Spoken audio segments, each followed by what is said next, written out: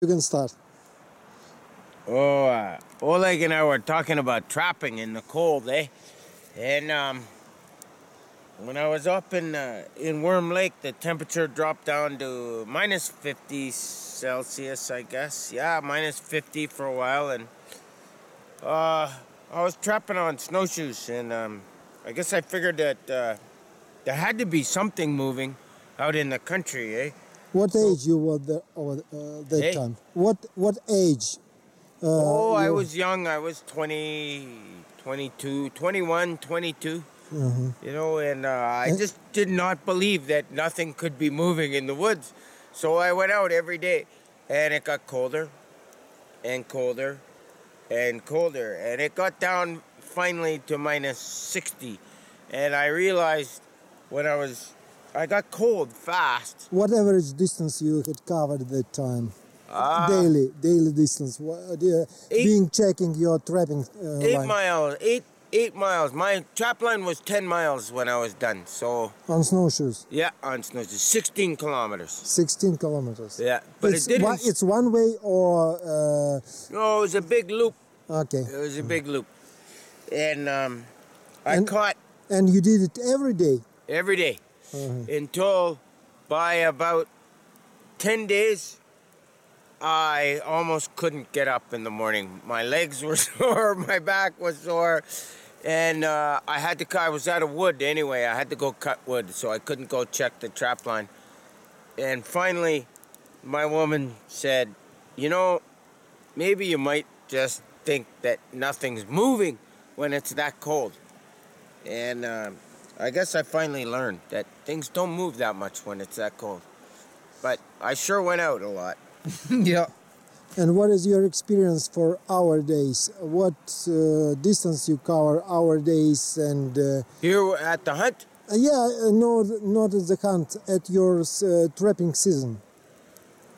1 year, What is your everyday schedule? I would say. well, you get up early, it's dark, right? You get up at about 6:30, you make coffee, breakfast, and then, you head out on the trap line as quick as you can, just when it starts to get light, basically around 10 o'clock. So, what's the distance of your trapping line, and how many sets do you have on one? When you trap by snowshoe, your sets are a lot closer. And the whole idea is because you're only covering that little distance, you keep your sets closer and you trap that area for a couple weeks, maybe a month, and then you move your traps and you find a different area. Okay, Where what's the there's distance between the sets and what the whole number of the sets? Oh, you might have it in a 10, Average. in a 10-mile line, you might eventually put out maybe 30, 40 sets for, let's say, for marten, depending on how much you see them there. And you manage to check them every day. So yeah. No, you don't have to check them every day. I was cuckoo. I was crazy. I was young and stupid. Yeah, and nowadays, 3 days. Every 3 days, 4 days. If unless you see a wolverine, if they come on your trap line, you got to check them every day because the wolverine will get the fur in the trap, eh? Oh yeah. And then you have to make sets for the wolverine. Okay. And you have to catch the wolverine if he comes through your trap line because he will clean you out.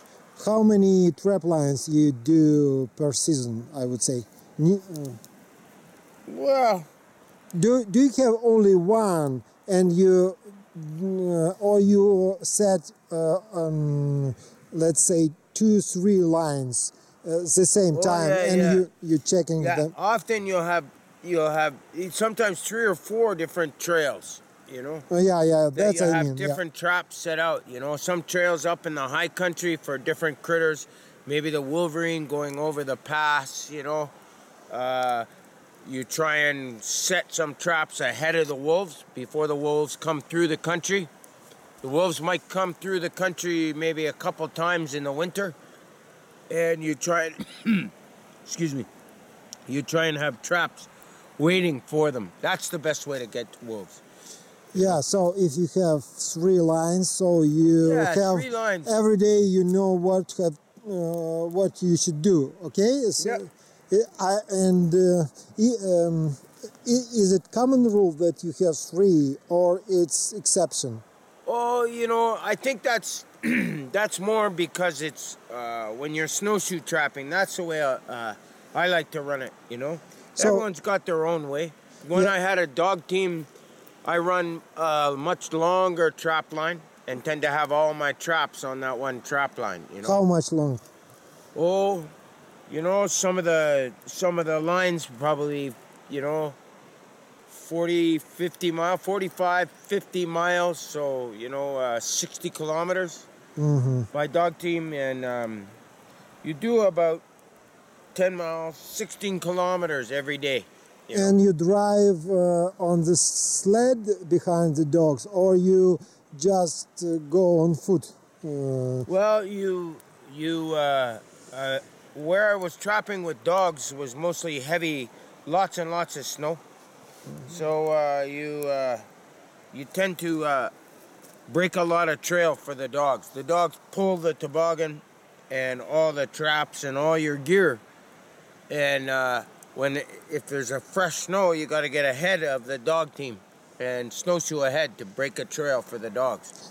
Give me an idea, what is your, let's say, record for, how many martins you managed to trap at the most? And what is the average number of your fur success? The most marten I caught in a season was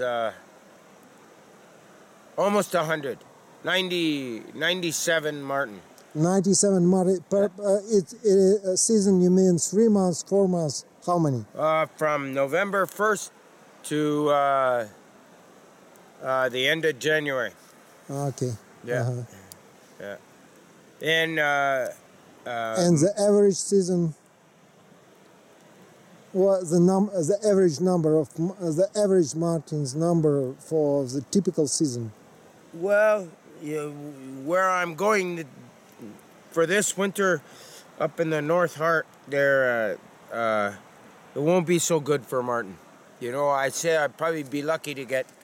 I'll be very happy if I get 50 marten. Yeah. 50. 50, yeah. Okay. I would say that would be good because it's my first year in that country. There's no trails. There's no cabin. There's nothing in there. And it's very high country. It's a lot like this. Big mountains and very windswept and fucking cold. It's going to be fucking cold there. Okay. And may I ask you, what is the average number of other fur bearers?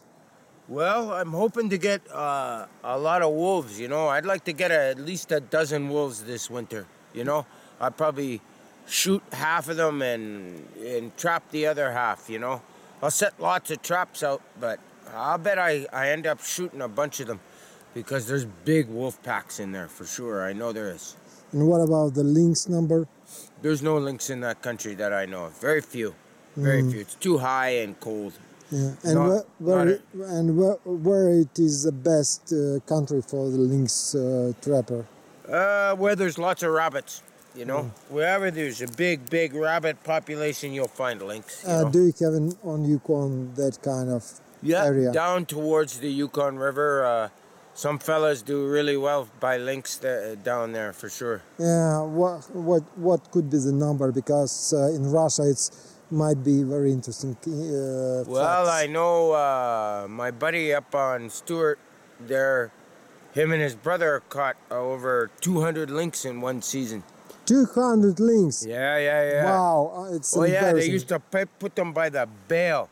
They bail them up and pack them in a kerosene crate. They had 200 lynx, and that's when the price of lynx was really high, anywhere from $900 to $1,400. Wow. They made a lot of money that year. You bet, man. Brand new skidoo. I can imagine. Yeah. New boat, new motor.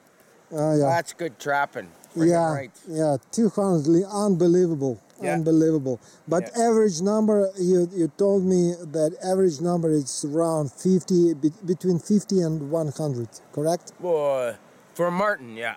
No, Yeah. for lynx, I mean. Oh, it depends where your trap line is, But Okay, Yeah. well, if we are talking about the area where they are abundant. probably 50 to 100. Yeah. Yeah, Yeah, I would say somewhere in there. I know my buddy Cor Guimont, he's on the 60 Mile River. I think he got 40 some lynx last year, yeah. so it means the same season, November, January, correct? That's right. Lynx have the same season as martin. I think we can trap to mid-January for martin and lynx, yeah. Yeah. Prices are not that good now, though, The lynx are, I think $150 to $200. So Only better than lynx, nothing. lynx fur only 200. Yeah. You've told me that Some of them went higher. Some of the males, the toms, they went up 300, 320, I guess. but anyway, it's not too Not much. like it used Yeah. to be, no. No. No. But martin are high. My price of martin are good. They're around $200 to some guy I heard got $1,300 for one martin. Wow. Hey? Yeah. Big black one, Untypical. Yeah. Yeah, very, very rare, of course, Okay. Okay.